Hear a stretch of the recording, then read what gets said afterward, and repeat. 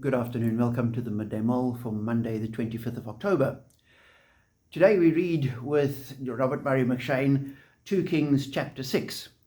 And in the story, the king of Aram hears that Elisha, because he's listening to God, can tell the king of Israel what the king of Aram is planning.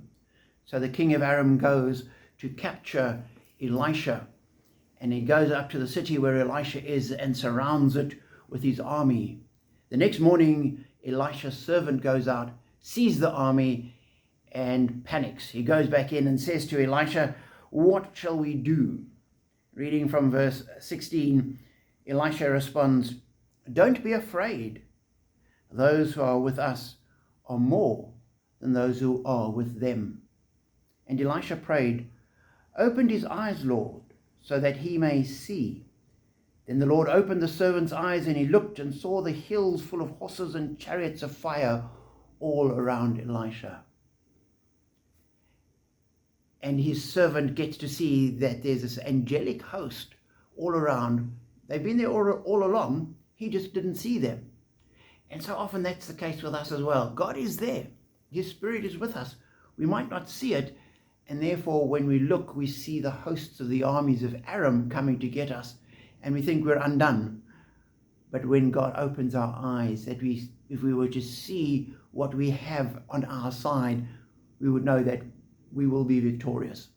But he doesn't give us victory for ourselves, because it's interesting.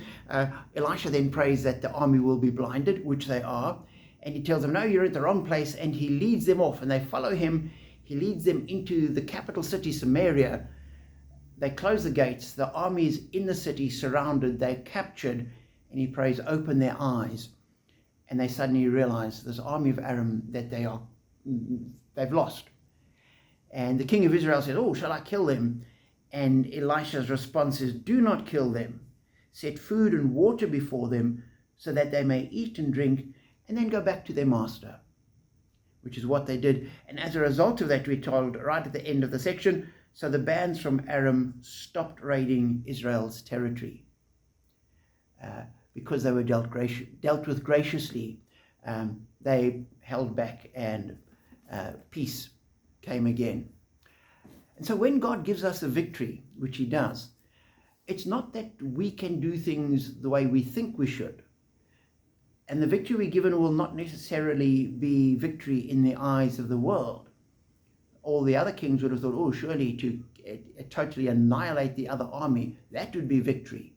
And Elisha says, no, God's put them in your hands, feed them, send them on their way. Almost like Jesus saying to people, when somebody insults you, turn the other cheek. If they force you to go 1 mile, go a 2nd mile.